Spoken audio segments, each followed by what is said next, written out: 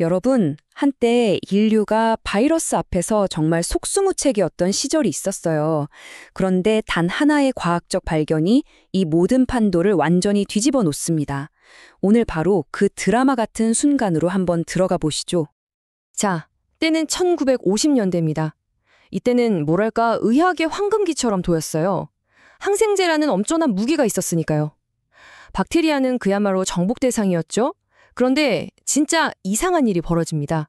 바로 그 순간에 소아마비라는 바이러스는 오히려 더 심해지면서 사람들을 공포로 몰아넣고 있었던 거예요. 아니 이게 대체 어떻게 된 일일까요? 뭔가 앞뒤가 안 맞잖아요?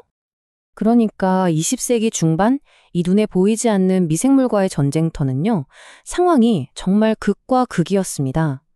한쪽에서는 막 승전보를 울리면서 축배를 드는데 다른 한쪽에선 그냥 끝도 없는 패배감에 좌절하고 있었던 거죠. 결국 이 승패를 가른 건 뭐였을까요? 바로 무기, 그러니까 도구의 차이였습니다. 세균학자들은요, 현미경으로 적이 어떻게 생겼는지 볼 수도 있고 페트리 접시에 딱 가둬놓고 키우면서 약점이 뭔지 알아낼 수도 있었어요. 그런데 바이러스 학자들은요? 이건 뭐 적이 보이지도 않는데 싸워야 하는 거예요. 말 그대로 눈 가리고 싸우는 거나 마찬가지였죠. 이러니 결과가 어떻게 같겠어요? 완전히 정반대일 수밖에요. 세균학자들이 거둔 승리가 어느 정도였는지 한번 보세요. 90% 이상. 이게 무슨 숫자냐면요. 불과 몇십 년 만에 그때까지만 해도 인류를 가장 위협하던 세균 감염 사망률이 그냥 90% 넘게 사라져버린 거예요. 이건 정말 경이롭다는 말밖에 안 나오는 성공이죠. 자, 그럼 반대로 바이러스학은 왜 그렇게 고전을 면치 못했을까요? 그 결정적인 이유를 지금부터 한번 제대로 파헤쳐 보겠습니다. 문제의 핵심은 바이러스라는 녀석의 아주 까다로운 본성 때문이었어요. 비유를 하자면 박테리아는 그냥 둬도 알아서 쑥쑥 자라는 식물 같은 거라면 바이러스는 살아있는 숙주에 들어가야만 싹을 틔우는 씨앗 같은 존재였던 거죠. 그러니까 살아있는 세포라는 흙이 없으면 얘는 그냥 아무것도 못하는 거예요. 모든 어려움은 바로 여기서부터 시작됐습니다.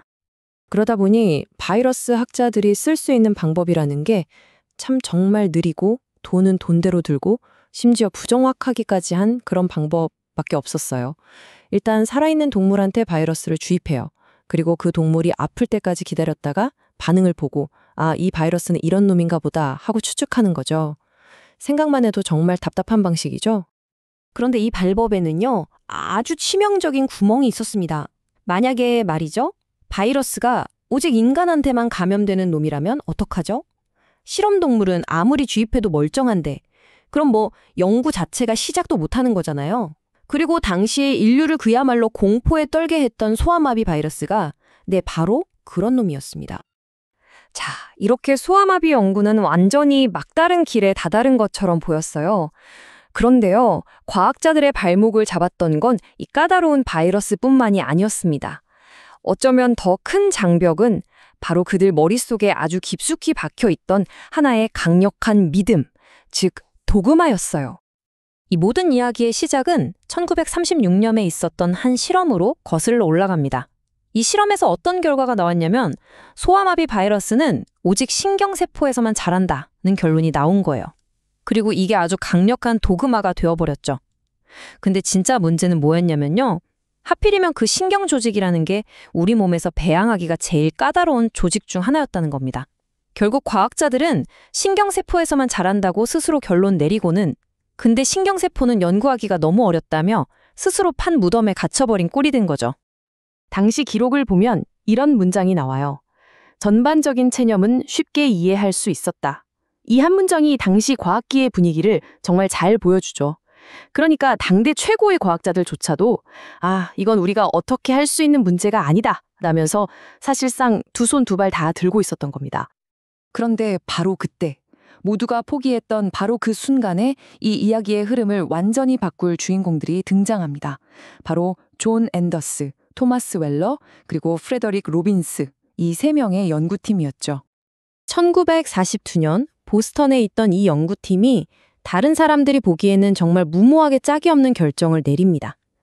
모두가 실패했고 그래서 끝난 문제다 라고 결론 내렸던 바로 그 실험을 우리가 개선된 기술로 다시 한번 해보겠다고 나선 거예요. 그리고 마침내 결과가 나왔습니다. 와, 이건 정말 모두의 예상을 완벽하게 뒤엎는 결과였어요.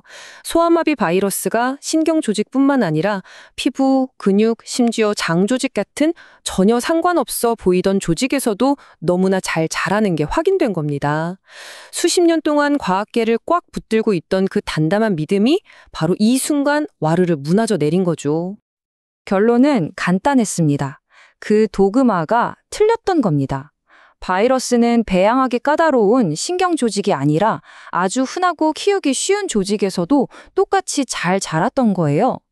연구의 가장 큰 걸림돌이었던 그 믿음 자체가 그냥 완전히 잘못됐다는 게 증명된 거죠.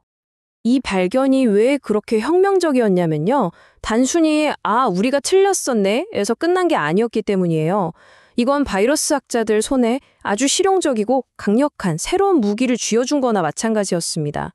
이제 현미경으로 바이러스가 세포를 파괴하는 걸 직접 볼 수 있게 됐죠. 또 면역 혈청을 넣었을 때 세포 파괴가 멈추는 걸 보고 면역이 있는지 없는지 간단하게 테스트할 수도 있었고요. 무엇보다 희귀한 조직이 아니라 수술하고 남은 흔한 조직으로도 이게 다 가능해진 겁니다. 자, 이 발견이 단지 소아마비 문제만 해결한 게 아니었어요. 이건 그야말로 댐의 수문을 활짝 열어젖힌 것과 같았습니다. 이 발견이 바이러스 학 전체에 얼마나 거대하고 광범위한 영향을 미쳤는지 한번 보시죠. 이 새로운 기술 덕분에 과학자들은 그때까지 손도 못 대던 바이러스들을 드디어 분리하고 연구할 수 있게 됐습니다. 예를 들면 홍역, 수두, 대상포진, 정말 오랫동안 인류를 괴롭혀왔지만 정체를 제대로 몰랐던 수많은 바이러스들의 연구 길이 마침내 활짝 열린 거죠. 비유하자면 그동안은 문마다 자물쇠가 다 달라서 못 들어갔는데 이제 모든 문을 열 수 있는 만능 열쇠 하나를 손에 쥔 거나 마찬가지였습니다. 노벨상 연설에 나온 이 한마디가 모든 걸 말해줍니다. 이 발견이 바이러스 학자들을 처음으로 다른 미생물 사냥꾼들과 동등한 위치에 올려놓았다. 수십 년 동안 계속 뒤처져 있던 서름을 딛고 드디어 바이러스 학자들이 다른 세균학자들과 어깨를 나란히 할 수 있게 된 정말 역사적인 순간이었던 겁니다. 오늘 이야기는 우리에게 이런 생각을 하게 만들죠. 다른 모든 사람들이 저건 원래 그래, 저건 팩트야 라고 받아들일 때 정말 그럴까? 하고 한번 의심해보는 그 용기가 과연 얼마나 많은 생명을 구할 수 있었을까요? 어쩌면 위대한 과학적 발견이라는 건 복잡한 정답을 찾아내는 능력보다도 모두가 당연하게 여기는 것에 왜? 라는 아주 단순한 질문을 던지는 용기에서 시작되는 건 아닐까 하는 생각을 해보게 됩니다.